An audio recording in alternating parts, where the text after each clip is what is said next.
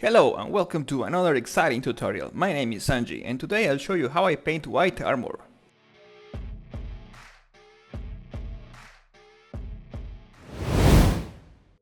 As you can imagine, the first step is going to use white primer in all the miniature. Now, I know usually this model is black, however I thought that for the purpose of this tutorial the armor is going to look really good in white.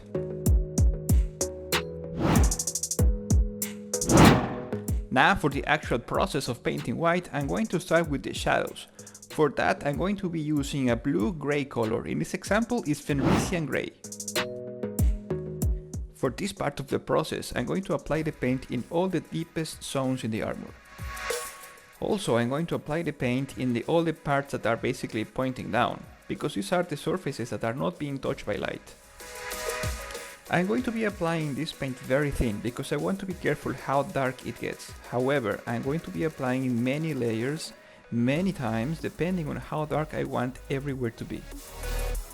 We need to be careful about this step because we don't want the paint to look blue. We still want it to feel like it's white.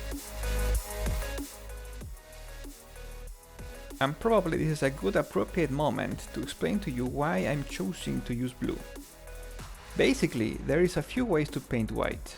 You can always go for a cold white or a warm white. In a cold white, you're going to be using many different kinds of blue colors.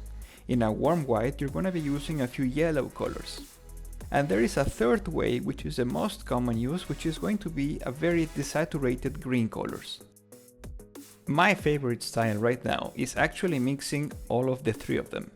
So I'm going to be using blue for all the deeper, darker zones, and the more illuminated it gets is going to be a little bit more yellow, until we reach a very creamy color at the top part of the miniature, and then that is going to fade into actual pure white.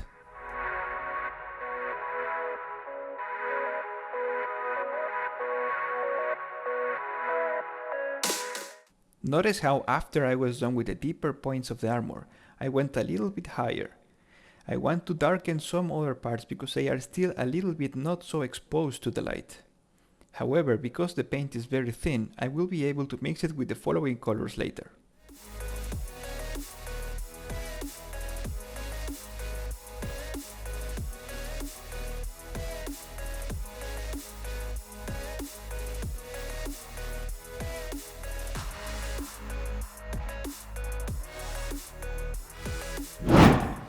And now we're going to start blending the blue into the more warmer colors. For this we're going to be mixing our old Fenrisian Gray with a few creamy yellow colors.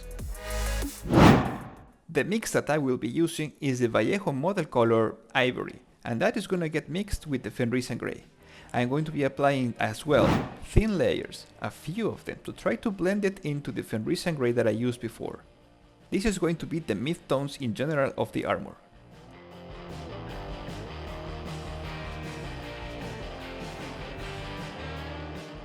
Now, I know that at this point the model doesn't look white, you're still thinking you're painting a blue model, and that's very understandable, but we are still early in the process. I think you're gonna like the final result. We keep applying thin layers of this color. I want to blend it into the blue as much as possible and then cover the majority of the surfaces into this color.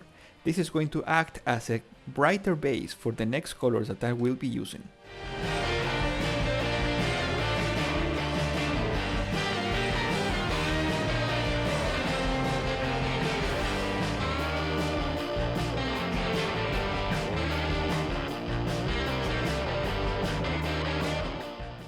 Very often when you're painting white following the regular tutorials, you end up applying basically a very desaturated blue or a very desaturated bone color or very completely neutral gray.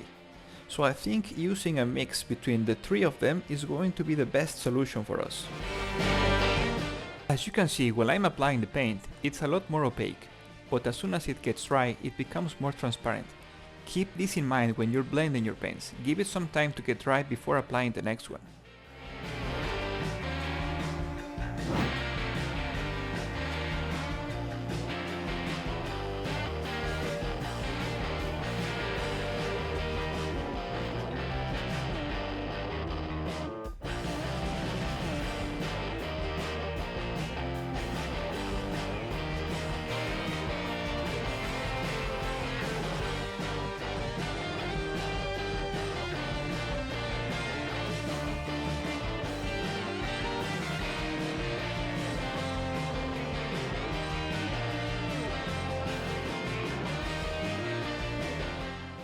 I'm applying several layers of the paint because I'm trying to blend it as best as I can into the blue.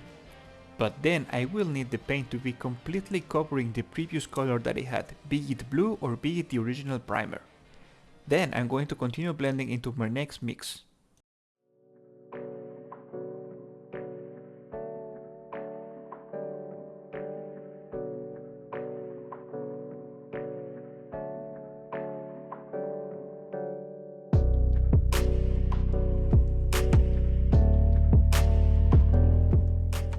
To be completely honest with you, I have no clue how many layers I placed into the model.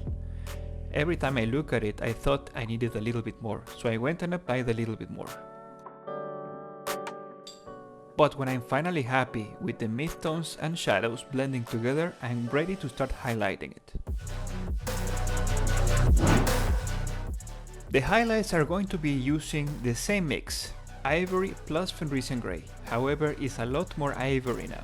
I'm just placing this graphic to display how basically it's a little bit more of the color, however it will depend greatly on your own style and on your own coverage. Play with it using your wet palette and learn what is the color you prefer the most. Just as before, I will be blending this color into the previous one. I will be applying many very thin layers and it's going to act as medium highlights. In the bigger surfaces, I'm going to apply more of this paint. In smaller surfaces, I'm going to be applying much less.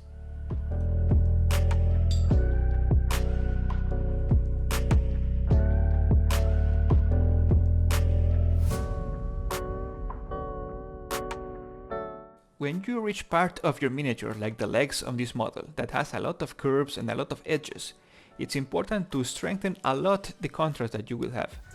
So you will have very close to each other the bright and dark colors. So the blending part is really important.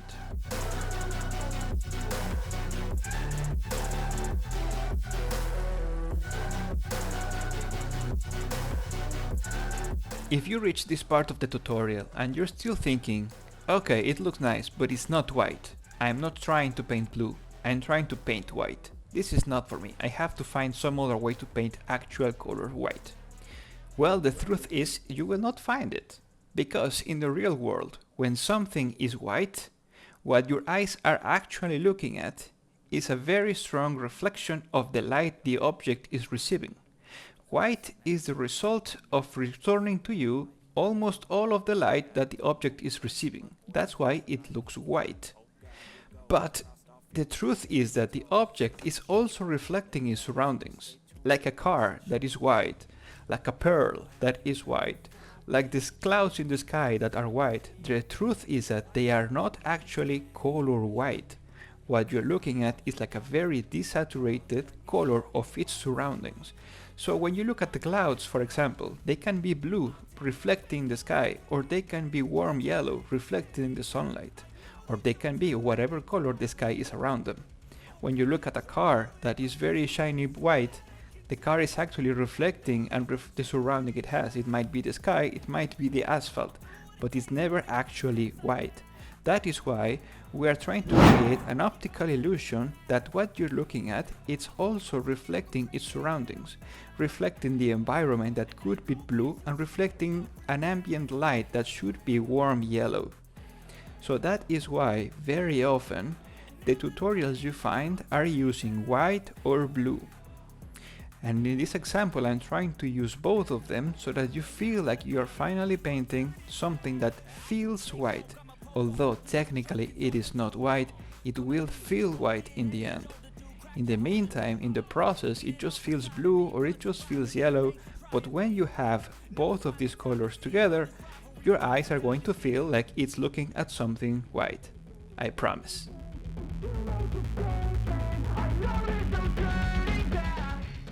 The next and last color that I will be using is actual white. My preferred white is actually Liquitex acrylic titanium white, but there is a lot of different brands, but the point is to use actually a pure white in here. What I'll be doing is basically painting all the edge highlights that I want for the model, as well as some extreme highlights in the surfaces. However, as before, I'm going to be applying them in very thin layers because I want to know exactly how much I want to apply of this paint at the very end. It must be a very reduced area of the miniature. It has to offer me a very strong contrast, and it has to also be the brightest point of all the surfaces of the miniature.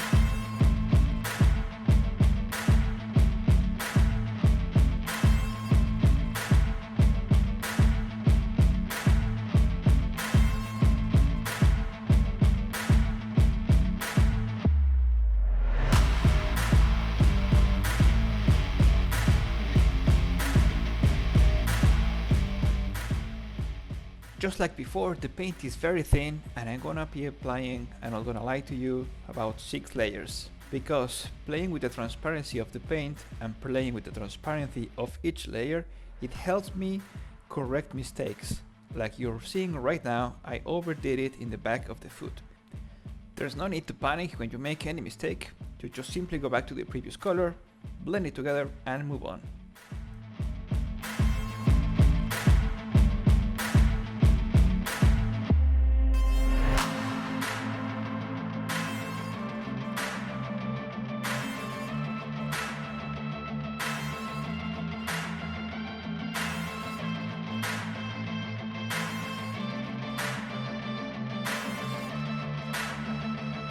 I talked to you before about the transition between blue into yellow without using much green. We achieved this by adding white on top of the yellow color that we used before. It was never very saturated in the first place, however, by adding a few layers of transparent white on top of it, it reduces a lot of its saturation. So the eyes will hardly ever catch the blue tint on this part of the color, and is going to just believe that it was blue and then yellow, without passing through the green, giving us the illusion that what we're looking at is actually white.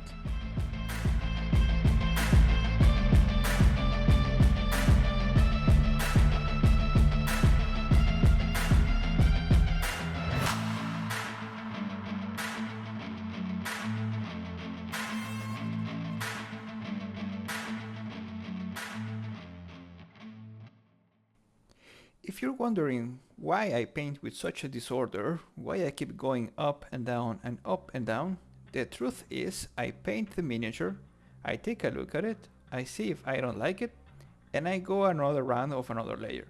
That's why I am going back into the leg, into the hand, into the shoulders, etc. I'm not sure if this is healthy, but the truth is I basically stop when I'm happy with the result, and if I'm not happy with the result, I will be adding another layer. The point is to create a nice pale contrast. Pale contrast sounds weird, but the truth is that's what it is. It's a contrast that is also pale.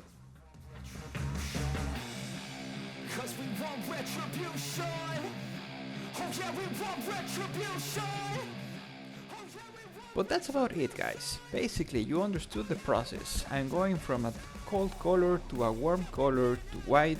I'm reusing only white for the strong, very strong highlights. I'm using a mix of blue and yellow for the midtones, and I'm using the warm parts for the medium highlights. After this, I painted the rest of the miniature, which is pretty simple actually. You've seen it in previous tutorials or in any other tutorial out there.